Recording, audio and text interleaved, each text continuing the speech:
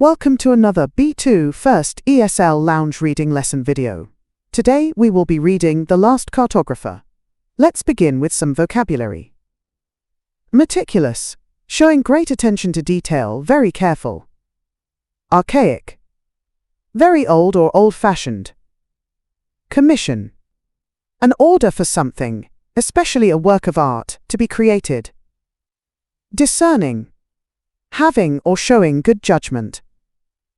Ephemeral, lasting for a very short time. Tangible, real and able to be touched or experienced. Legacy, something left by a person for the future. Intricate, very complicated or detailed.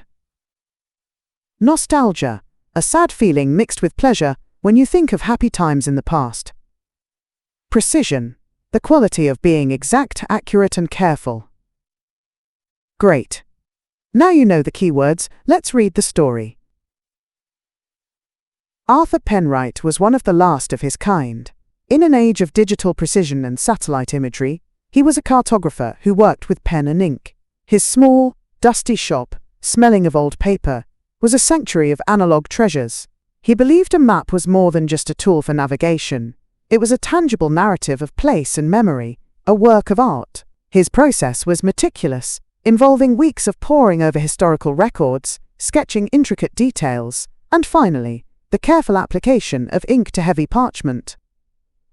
He rarely received a commission these days, as most people were content with the ephemeral, glowing screens of their phones. However, his clients were a small but discerning group: historians, wealthy collectors, and people who understood the value of something unique. They sought him out, not for accuracy that could rival a satellite, but for the character and soul he embedded in his work. End of page 1.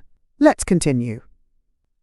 One afternoon, a young woman named Elara entered his shop. She wasn't a collector, her clothes were practical and modern. "I need a map of a place that doesn't exist anymore," she said, her voice quiet but firm. She explained that her grandfather had grown up in a small village that was flooded to create a reservoir 50 years ago.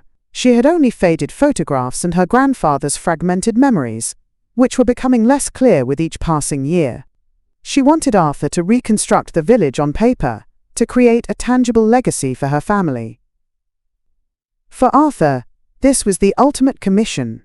It was not about plotting existing roads, but about resurrecting a memory. End of page 2. Let's continue. He spent months talking to Elara, studying the photos, and imagining the life of the village. He listened to stories of the old oak tree, where children played, and the specific scent of bread from the bakery on the corner. The final map was his masterpiece. It showed not just streets and houses, but the lifeblood of the community. When he presented it to Elara, her eyes filled with tears.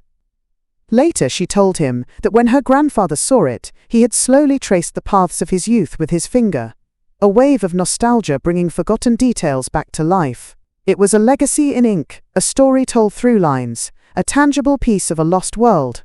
Arthur smiled. In a world obsessed with speed and data, he knew some things of value could never be measured. Okay, time for a few questions to check your understanding. Question 1. What is the main reason Arthur's clients seek his work?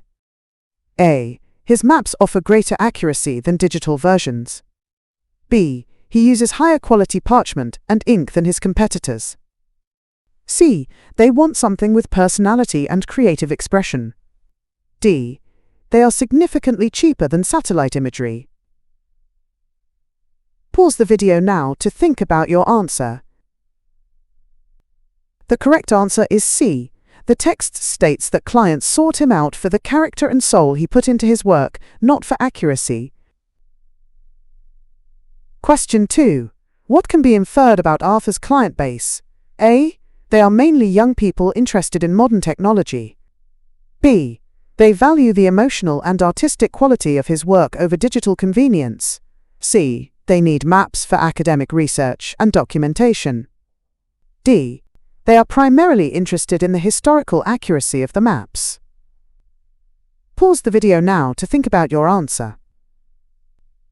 The correct answer is B. The text contrasts his discerning clients with most people who are content with ephemeral screens, implying his clients value the unique, tangible nature of his art. Question 3. Why was Elara's request considered the ultimate commission for Arthur? A. It challenged him to work without any existing geographical references. B. It gave him the chance to create a famous historical document. C. He had to bring a lost place back to life through storytelling. D. It allowed him to use his most expensive and archaic tools. Pause the video now to think about your answer. The correct answer is C. The text says the job was not about plotting roads but about resurrecting a memory, which means bringing a lost place back to life. Question 4. What new information did Elara provide that was not in the original photographs? A. The exact geographical coordinates of the old village. B. The official town plans from before the reservoir was built. C. A list of all the families who used to live there. D. Her grandfather's memories of certain places and smells. Pause the video now to think about your answer. The correct answer is D. The text mentions stories of the old oak tree and the specific scent of bread from the bakery.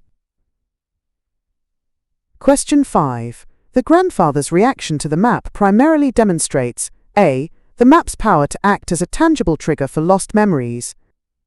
B. His desire to check the map for geographical inaccuracies. C. His appreciation for having something physical to leave to his family. D. His sadness at remembering a place he could never return to. Pause the video now to think about your answer. The correct answer is A. The text says he traced the paths, bringing forgotten details back to life, showing that the physical map acted as a trigger for his memory. Question 6. What can be inferred about Arthur's personal philosophy from the text?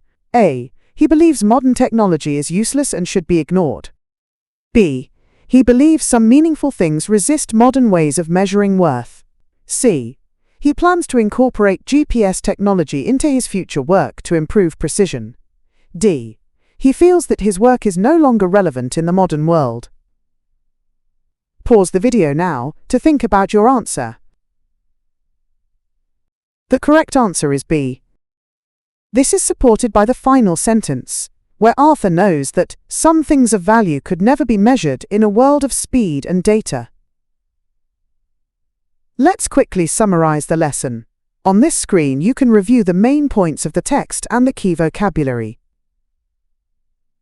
Finally, here are a few discussion questions. Feel free to share your thoughts in the comments below. Thanks for watching this ESL Lounge video. Don't forget to subscribe for more lessons, and we'll see you in the next one.